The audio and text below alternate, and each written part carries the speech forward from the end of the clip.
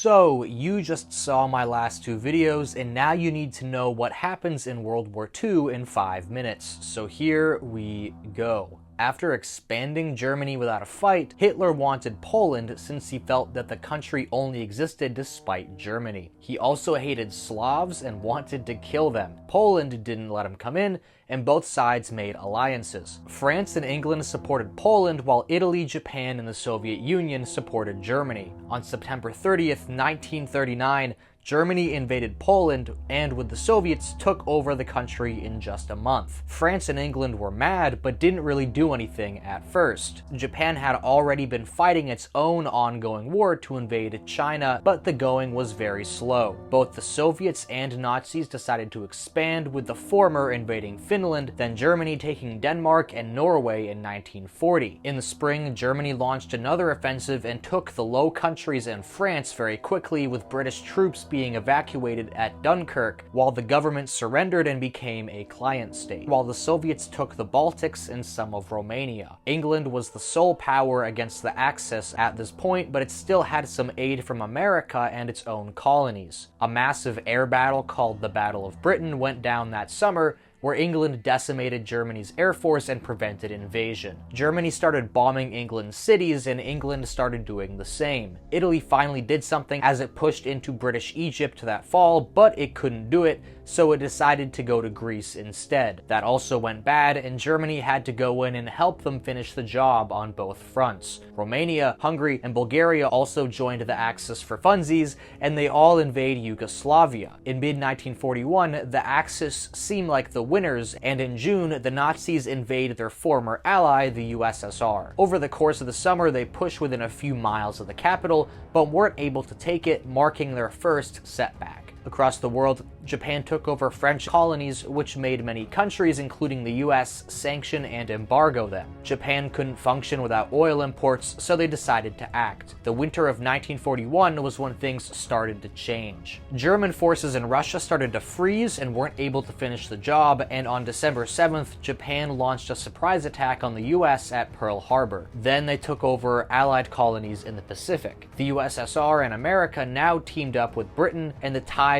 started to turn. Through that year, Germany pushed south into the USSR's oil fields, while fighting continued in Africa and resistance in Yugoslavia persisted. In June, the US won a major naval victory at Midway, sinking 4 Japanese aircraft carriers and crippling their navy. The next month, the Battle of Stalingrad began, history's largest battle. German troops entered the city and were then surrounded as winter set in. Meanwhile, American forces made their first landing in the Pacific at Guadalcanal. In November, the Allies invaded North Africa, taking most of it from the Axis as well. Early 1943 saw the end of Stalingrad, with over 1 million people dead, and the end of German advancement in the USSR. That summer saw 2 major breakthroughs. In the east, Soviets won the Battle of Kursk, the largest tank battle in history, and continued to push the Nazis back. At the same time, the Allies invaded southern Italy and deposed Mussolini. In the Pacific, America continued to island hop, avoiding more fortified areas and taking easier targets to cut off the Japanese supply lines. 1943 also marks the rapid expansion of the Holocaust, Hitler's genocide to kill all the Jews, Slavs, and communists in Europe. By this point, the Nazis developed train systems to move people to death camps, where they were worked or gassed to death, although shootings were also common in the countryside. By the end of the war, about 11 million people would be killed like this. 6 million of them were Jews. The West had learned about this, but didn't publicize it, and the idea that we fought the Nazis to end the Holocaust only emerged after the war. By 1944, the Axis was done for. The Soviets had started to push the Nazis into Poland, and brutal fighting continued on all fronts. On June 6th,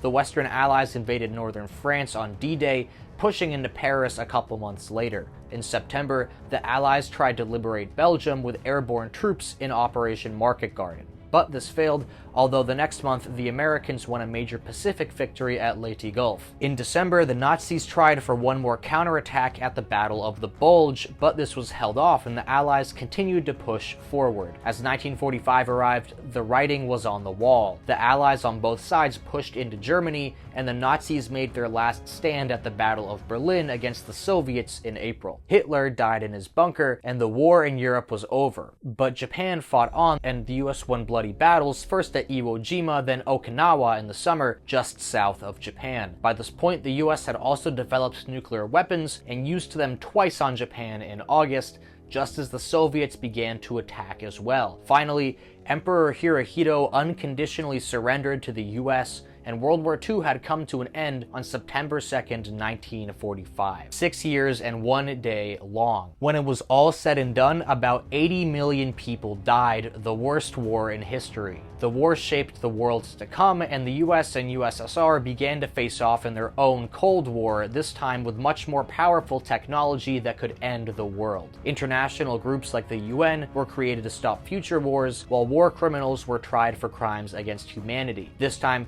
the West decided to help Germany rebuild instead of punish it too hard, but the world and Germany itself were split in a new Cold War.